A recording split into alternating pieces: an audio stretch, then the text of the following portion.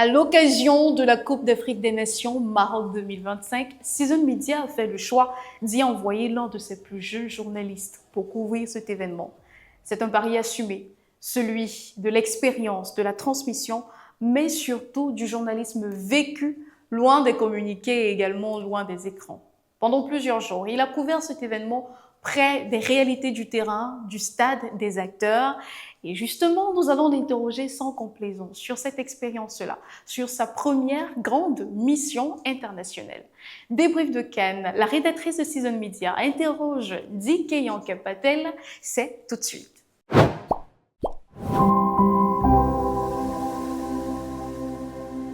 Alors, Patel, quand tu as appris que tu devais couvrir la Cannes, quelle a été ta réaction? Je vais peut-être vous surprendre, mais ce n'était pas une réaction, je n'étais pas surpris.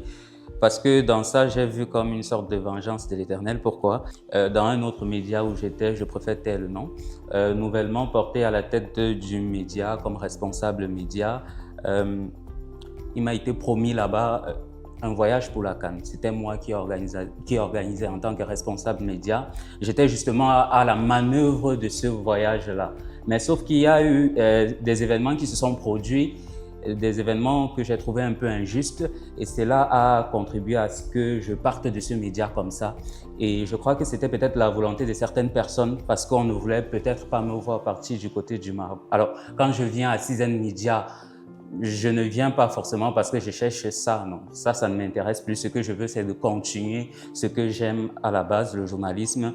Et chemin faisant, pratiquant ce que j'aime faire, c'est comme ça qu'un jour, Madame Evan Bala va justement me promettre ce voyage-là. Jusque-là, je ne considère pas parce que je me dis, peut-être c'est juste des paroles comme ça. Et jusqu'à la dernière minute, sans vous mentir, moi, je ne me voyais pas. Pour moi, c'était pas possible. C'est quand je suis arrivé au Maroc que j'ai dit que Dieu est Dieu. Moi, j'ai vu ça comme une revanche. J'ai comme l'impression que c'est Dieu qui a parlé à Madame Evan Bala. C'est ça la petite histoire. Enfin, qu'est-ce que je veux dire? Je pense qu'on va s'attendre à beaucoup de révélations et à beaucoup de francs-parler dans cette émission. Je vais essayer d'être professionnelle, vous savez, même si j'ai envie d'éclater de rire. C'est la vengeance divine, c'est tout. D'accord. Bon, passons à autre chose. Alors, comment est-ce que vous vous êtes préparé pour cette Cannes? On est dans le vous ou dans le tu? Parce que là, on s'embrouille. Bon, tu vas... Patel, comment est-ce que tu t'es préparé pour cette Cannes? Comme je le disais tantôt, jusqu'à la dernière minute, moi, je pensais que c'était juste des promesses comme ça. Et surtout qu'à un certain moment, on a eu quelques petites difficultés. Donc, du coup, je n'y croyais plus réellement.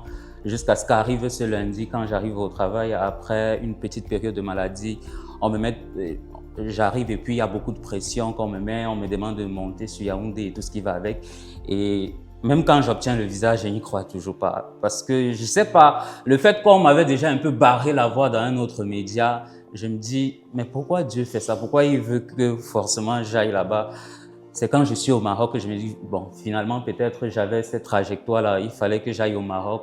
Je ne sais pas trop pourquoi, mais il fallait peut-être que j'aille au Maroc. Et que ce soit à Season Media ou ailleurs, Dieu avait décidé justement que j'aille au Maroc. Donc moi, je mets Dieu et je ne vais pas dire que je me suis préparé véritablement. Je ne me suis pas préparé véritablement, mais je crois que le mental était quand même déjà forgé parce que moi, je suis de ces personnes qui aiment embrasser les opportunités. Alors, partout où je les trouve, je fais de mon mieux, même si après, le résultat escompté, ce n'est pas ce qu'on a. Mais soyez-en sûrs, je me donne à fond pour justement produire quelque chose, même si après ce n'est pas vu comme tel, mais je mets tout ce que je peux.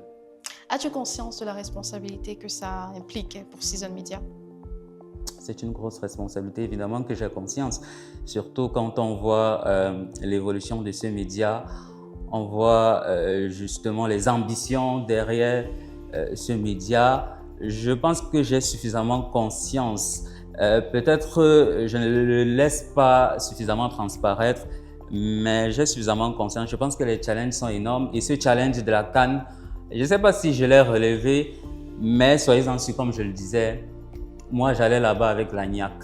Peut-être arrivé, il y a eu XY situation, mais j'allais là-bas avec la niaque, c'était genre je vais tout casser quoi. Donc c'est toujours comme ça que j'y vais. Parlons justement de XY situation, du terrain exactement. Qu'est-ce qui vous a le plus marqué? Ce qui m'a le plus marqué. Dès que vous arrivez là, au Maroc, la première chose qui vous marque, c'est quoi? Ben, c'est le niveau de développement de ce pays. J'ai eu envie, moi aussi, de me sentir inférieur. C'est vrai que quand vous arrivez là-bas, et bienvenue mon frère africain, c'est-à-dire qu'eux-mêmes, ils ne se sentent pas africains. Et pourtant, on organise une Coupe d'Afrique des Nations.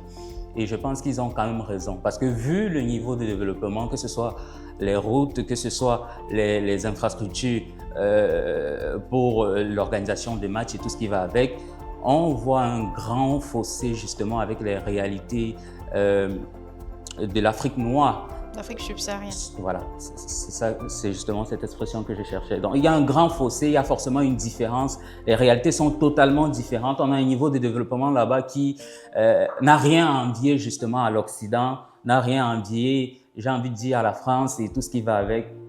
Vraiment, coup de chapeau pour cela. C'est le premier truc qui m'a frappé, le niveau de développement et puis peut-être aussi le climat. J'ai eu du mal à m'adapter. Est-ce que tu étais parti équipé? Pas vraiment. C'est vrai qu'en interne, on m'avait déjà mis beaucoup de pression. Oh, il faut acheter le pull, il faut. Mais moi, je prenais ça comme des paroles juste en l'air, jusqu'à ce que je touche du doigt la réalité. Figurez-vous qu'il y a eu des jours où on a frisé les 4 degrés. 4 degrés Celsius. Donc, imaginez un peu comment je pouvais être. Et à la fin, même quand je rentrais, j'ai eu un tout petit peu le palu, mais ce n'était pas le palu. Je crois que c'était justement ce froid-là qui a causé justement ce petit bobo de santé. Donc, c'est ça des événements qui m'ont marqué de ce côté. Est-ce qu'il y a eu un moment de pression ou de doute? De pression, de doute. Oui. Le doute surtout, oui. Par rapport? Parce que justement, tout à l'heure, on parlait des challenges.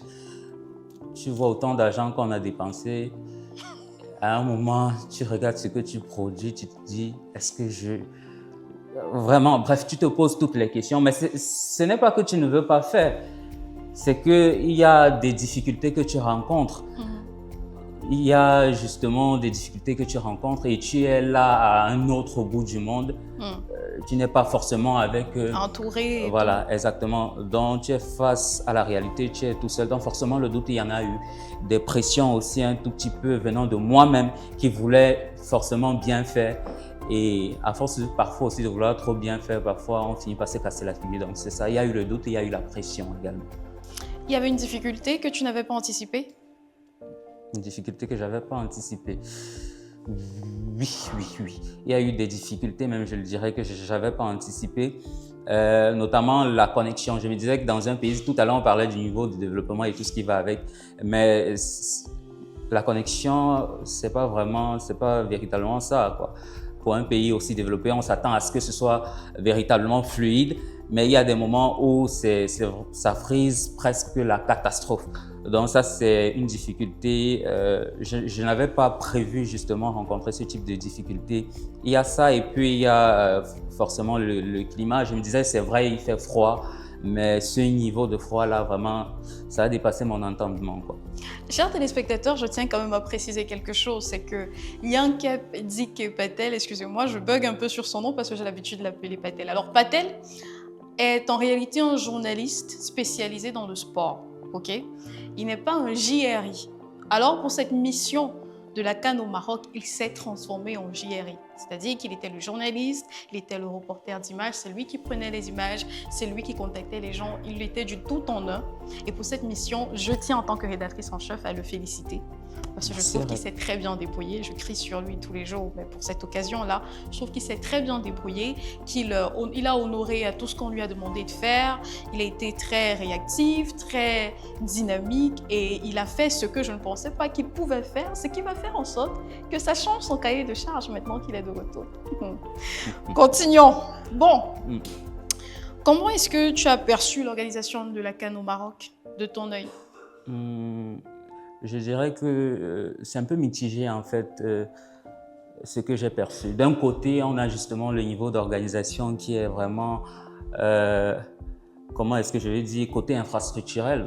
Côté infrastructure, tout est waouh. Mais d'un autre côté, on a un peu ce sentiment qu'il y a du racisme dans ce pays-là. Peut-être l'expression est très forte, mais à des moments, on a comme impression que on n'a pas encore traversé justement le cap du racisme dans ce pays-là, parce que des personnes qui vous accueillent en disant « bienvenue les Africains, bienvenue chez nous », alors que eux également, ils sont dans le continent africain, on arrive à se poser des questions. On s'interroge en fait sur le pourquoi de cette réaction-là. Donc, ça a été une organisation mitigée. Il y a des journalistes qui se sont plaints. C'est vrai que moi, je suis arrivé quand la compétition était déjà une étape beaucoup plus avancée. Donc, il y a certaines réalités que je n'ai pas vécues. Mais il y a des journalistes qui se plaignaient notamment du niveau de traitement. Ils n'étaient pas très bien traités. Surtout concernant le transport, par exemple, c'était pas facilité. Alors qu'on sait que pour les journalistes, ils doivent être à Casablanca, à Rabat, à Fès, à Tanger. Donc, il faut forcément un moyen de mobilité rapide. Et ça, ce n'était pas totalement à la disposition de certains journalistes. Donc, ça, c'est l'un des points également qui est à relever. Après, on a des journalistes qui sont même décédés de ce côté-là. Donc, c'est pourquoi je parle d'une organisation mitigée. D'un côté, on a le niveau infrastructurel qui est justement waouh. D'un autre côté, on a cette tendance raciste qui n'arrive pas à être dépassée. D'un autre côté, on a les journalistes qui se plaignent. Après, on a aussi justement le côté arbitral de cette compétition qui n'a pas été justement waouh, qui n'a pas été justement tel qu'on l'espérait. Donc ça, ce sont tous les points pour moi qui m'ont marqué. Donc organisation mitigée, mi-figue, mi-raisin. Mais en tant que journaliste africain dans une compétition pareille, est-ce que tu as eu l'impression qu'il y a une différence de traitement entre les journalistes africains, ou bien as-tu perçu quelque chose dans le traitement des journalistes africains dans des compétitions pareilles? Quelque chose de particulier dans le traitement des journalistes africains, pas africains, je veux dire. Bon, peut-être là on se perd un peu. Des journalistes à la peau noire, subsahariens, dans ce genre de compétition. Bon, dans l'ensemble, on pourrait dire non. Mais quand tu sors un peu et que tu enlèves ta casquette de journaliste, bon, forcément, ça te rattrape. Oui, mais avec différent. la casquette de journaliste, non. Je ne dirais pas que c'était lié à cela, parce qu'il y a des journalistes à la peau, entre guillemets, blanche, qui eux également vivaient les mêmes réalités et qui se plaignaient justement des mêmes difficultés que les journalistes à la peau noire. Donc, je ne pense pas que la différence se faisait par rapport à la race et tout ce qui va avec, non. Les réalités étaient partagées aussi bien par des journalistes blancs que par des journalistes noirs. Qu'as-tu appris sur le terrain que le journalisme de l'école, des bancs, n'enseigne pas? J'ai appris justement la réalité, j'ai envie de le dire comme ça. Parce qu'entre théorie et pratique, il y a justement un grand fossé. Un fossé. Et forcément, ce qu'on vous apprend à l'école, une fois que vous êtes sur le terrain, c'est un autre apprentissage. Et je pense que se frotter à une compétition comme celle-là, surtout que je pars dans des conditions un peu... Bon, bref, je ne vais pas revenir sur ça, mais quand même, j'ai appris justement à faire avec la pression, j'ai appris justement à faire avec...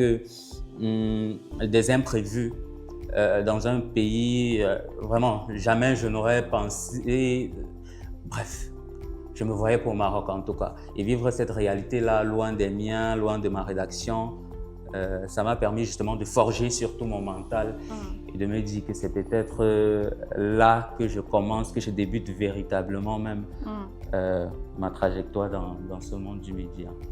Et en quoi cette expérience a changé ta façon de travailler? Est-ce qu'elle a changé? On verra bien dans les jours qui suivent. S'il y a un changement, forcément, en tant que rédactrice en chef, si vous percevez un changement, faites directement le lien avec cette compétition. Le changement. Je pense que ce serait peut-être beaucoup plus au niveau de la proactivité, en tout cas, moi, je le souhaite également que ce soit le cas. C'est peut-être dans ça qu'il y aura beaucoup plus de différences. C'est ce que je peux dire pour le moment. Le reste, bon. Les jours suivants nous le diront. Bon, on va donc passer à un côté plus personnel, parce que moi j'ai envie d'apprendre d'autres choses personnellement. Est-ce qu'il y a un plat marocain que tu as goûté, une spécialité locale? Du tout, je n'ai goûté, ça va paraître bizarre, j'ai décidé de ne pas goûter parce que sincèrement, c'est vrai que ça va paraître comme une injure, mais la réalité est que je n'ai pas apprécié ces plats-là. Tu n'as pas apprécié sans goûter? Même, bref, j'ai goûté C'est vrai que les noms même, je ne les ai pas justement en tête. Il y a le couscous, je ne sais pas comment ils appellent, c'est le couscous marocain, une sorte de pâte un peu rigide qu'il y a de ce côté-là. J'ai goûté et ça ne me plaisait pas, donc je me suis limité aux sucreries que je voyais de ce côté, pâtisserie. C'est ce que je consommais justement pour pouvoir tenir. Mais dit que plat traditionnel marocain, vraiment. Même pas un seul, tu n'as pas été curieux? Du tout. Bon. Pour mon organisme, j'ai préféré, vraiment, j'ai préféré éviter. Ouais. Ok, on n'a pas eu un explorateur culinaire au Maroc. Mais est-ce qu'il y a un lieu qui t'a marqué, oui. Un endroit que tu as visité, lequel? La Médina. D'accord. Ah, parfait. Un espace marchand, bref, on pourrait dire que c'est le marché central justement de Rabat, parce que là-bas, à une certaine heure, ça dépasse même le marché central, ça grouille de monde. Et c'est vraiment comme au marché central, c'est-à-dire que les vendeurs, ils appellent les clients un peu comme ça se fait dans nos marchés ici.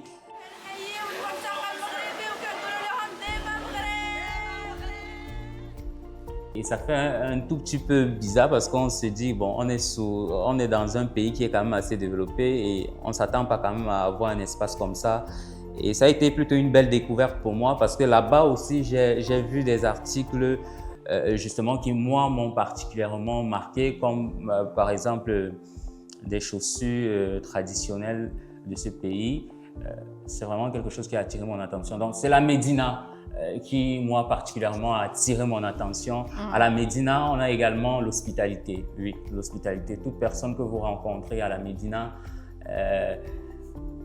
vous accueille justement avec grands bras. C'est toujours avec un sourire en coin. Et vraiment, ça fait plaisir. J'ai vraiment pris du plaisir à être dans cet espace marchand, la Médina. Pour moi, c'était le marché central de Rabat. Mais justement, si les internautes ont pu constater, il y a des vidéos de notre reporter au Maroc où il discute avec les Marocains, où ils sont accueillants, il fait des checks et tout le reste. On t'a vu discuter avec beaucoup de personnes. Est-ce que cette fluidité-là, ça t'a marqué, leur accueil, leur chaleur? Ça m'a marqué, mais ça m'a surtout rassuré parce que le premier jour, justement, quand j'arrive, je dépose les bagages, le premier lieu où je me rends, c'est justement la Médina. Donc, vous imaginez que si j'avais eu une réaction un tout petit peu hostile, ça m'aurait... Voilà. Donc, forcément, ce sont eux qui ont été un tout petit peu le carburant pour que je tienne durant ces quelques jours que j'ai passés du côté de Rabat. Surtout que mon logement n'était pas très loin de la Médina. Donc, à chaque fois, je pouvais descendre, visiter et justement, on voit les quelques articles, même si je n'achetais pas toujours, mais c'était un plaisir pour moi. Parce que visiblement, tu ne m'as rien gardé. On va voir cela après. On va voir quoi après. Tu es rentré, je n'ai rien vu. On va voir quoi après. On va voir cela. On va voir cela. De toutes les façons, je ne suis pas rentré bredouille, ça c'est ce qui est sûr. Bah après... Ta collègue Naomi t'a demandé de lui garder des robes taille M. Elle attend. Elle attend. Ouais, je sais que ça va être une bagarre entre elle et moi, mais bon. J'ai pris ce message très à cœur et soyez-en sûrs. T'as suivi un dépend. Ouais. Sinon, qu'est-ce que cette mission t'a appris sur toi-même? Sur moi-même, hein, je peux.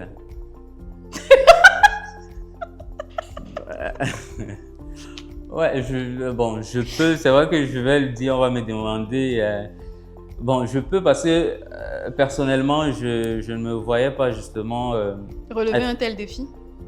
Je ne vais même pas parler. Bon, c'est-à-dire le seul fait même d'aller et de tenir durant ces 4 jours, pour moi, ça a été justement un espoir parce que c'est un pays étranger. J'ai eu l'habitude justement sous d'autres cieux d'aller à Garoua, par exemple. Là, c'était un peu loin et c'était aussi un peu difficile à Bafoussam, tout ça. Mais c'était une première pour moi d'aller dans un autre pays. Donc, du coup, je me disais que je devais avoir du mal à tenir, mais j'ai fini par m'y plaire. Il restait un peu pour que je calme même de ce côté. Bien sûr. Mais justement, tu y es allé et tu as rencontré d'autres journalistes africains, camerounais en l'occurrence. Est-ce que voilà, tu as pu tisser des liens avec ceux que tu connais, ceux que tu ne connais pas? Comment ça s'est passé? Ça s'est plutôt bien passé. D'ailleurs, pour la petite histoire, quand je suis à la Médina, je suis en train de faire le repérage, je tombe sur un journaliste, bref, même pas un journaliste, il était accompagné de son équipe technique. Je tombe sur une bande de 3 hommes de médias qui appartiennent au groupe La Nouvelle Expression, plus précisément Equinox. De tout hasard, comme ça, ils m'accordent dans une interview, en l'occurrence Hubert Michel Camille, qui n'a pas hésité à répondre à mes questions. Et quand je lui ai dit que j'étais camerounais, ça a beaucoup plus coulé facilement. Et les mots venaient aussi beaucoup plus aisément. Donc, c'est ce sentiment de fierté. Quand tu es ailleurs, au milieu de toutes ces personnes étrangères et que tu rencontres justement un frère, ouais, ça fait chaud au cœur ça fait plaisir. Et ça te met également en confiance. Donc, c'est ça. Alors, qu'est-ce que tu dirais à un jeune journaliste qui rêve de vivre cette expérience aussi? Il faut continuer à croire et savoir justement donner le meilleur de soi à chaque fois. Je ne vais pas me vanter, mais je me dis que si on m'a promis ce voyage et que si on a tenu à le réaliser, c'est peut-être pour une raison que j'ignore moi-même. Mais forcément, il y a une raison quelque part. Donc, faites ce que vous avez à faire du mieux que vous pouvez. Ça ne va pas toujours être comme il se doit. On va vous critiquer, on va même vous insulter. Mais prenez ça comme du carburant. Et dites-vous que le jour où on fait l'erreur de vous confier, comme le disait Néné dans ce métier, ou du moins une maman pour moi dans ce métier, le jour où on fait l'erreur de vous confier une mission, rectifier l'erreur, c'est comme ça que vous allez justement marquer les esprits. C'est vrai que c'est très difficile de pouvoir corriger l'erreur, c'est très difficile, même quand on y va avec la niaque. Mais partez justement avec cette niaque-là, je m'en vais pour corriger l'erreur. Et si vous ne la corrigez pas totalement, au moins vous ressortirez de là grandi avec beaucoup plus d'expérience. Un mot en langue locale que tu retiens? Shukran. Merci. Et voilà, c'était tout le débrief de Cannes avec notre reporter Yankemtike Patel qui était donc au Maroc couvrir cette compétition, cette grande messe du football africain. Il est de retour parmi nous et il va nous proposer encore plus de contenus sport qui vont vous attirer et qui vont vous plaire, chers internautes. C'était tout. Hélène Sayom et Patel Odilon Dike. Vous êtes très belle, madame. D'accord, Patel. Et voilà, c'était tout. Merci à tous. C'était Débrief de Cannes.